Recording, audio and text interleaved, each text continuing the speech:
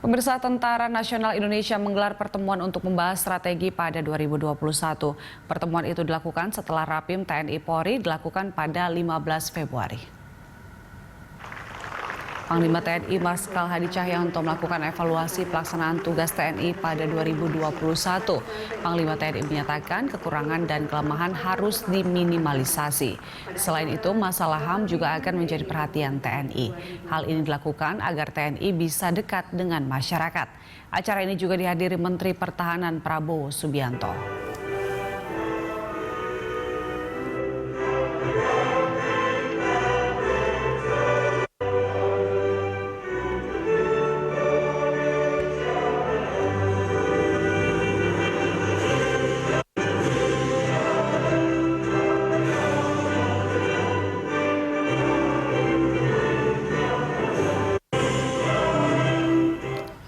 Dan untuk mengetahui kondisi terkini mengenai rapat pimpinan TNI, kami sudah terhubung dengan Ira Hulu dan juru kamera Hanil Rivalino. Ira, apa agenda pertemuan dari pimpinan TNI saat ini? Ya, Julita dan juga pemirsa, tentu ada sejumlah agenda dan juga hal-hal strategis yang dibahas dalam rapat pimpinan TNI 2021 ataupun pada tahun ini.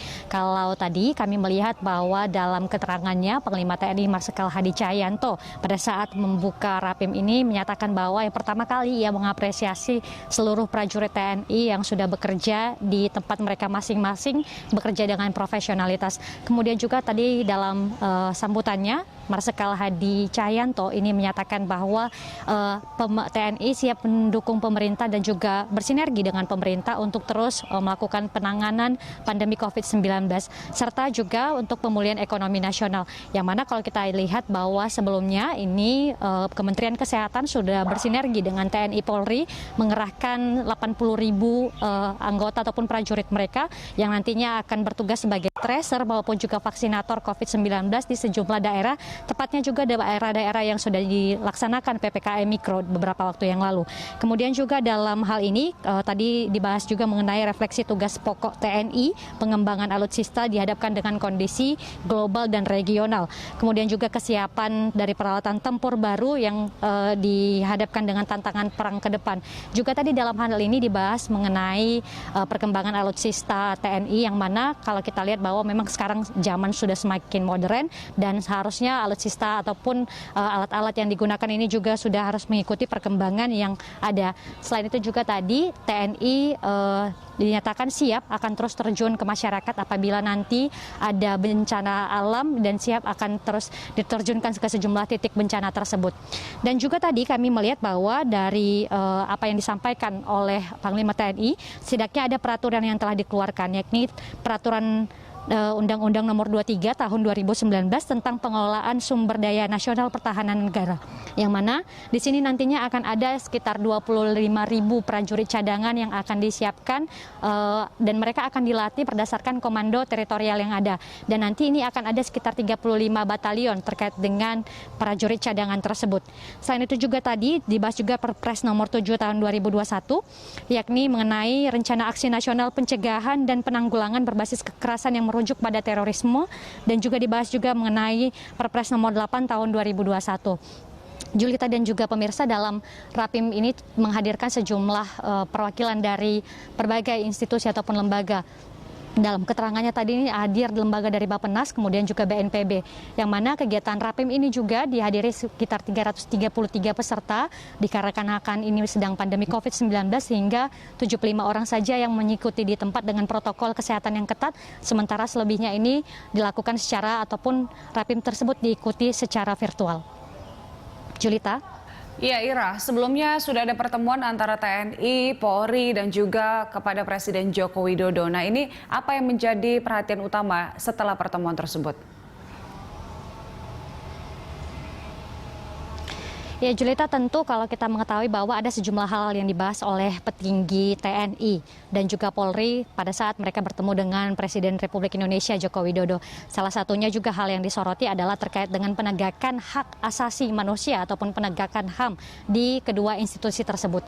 Yang mana tadi dalam keterangan oleh Kapus Pen TNI yakni Majen TNI Ahmad Riyad ini sudah memberikan keterangan bahwa dalam rapim ini pun Ahmad Taufik Damanik ataupun Kepala Komnas HAM ini sudah Ketua Komnas HAM ini sudah hadir di tempat ini, dan dari keterangan dari Taufik Damanik tersebut yang menyatakan bahwa TNI ini memiliki peran strategis untuk bisa menegakkan hak asasi manusia ini, meskipun di kondisi yang sekarang ini sangat penuh dengan tantangan seperti itu, setidaknya HAM ini harus terus bisa dipelajari ataupun terus bisa dipraktekkan pada saat petugas ataupun prajurit tersebut latihan ataupun pada saat mereka bertindak di lapangan.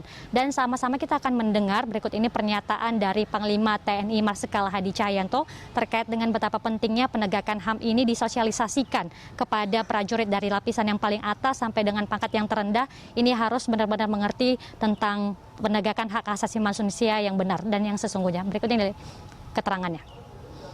Kita harus menindaklanjuti berbagai evaluasi pelaksanaan tugas di tahun 2020.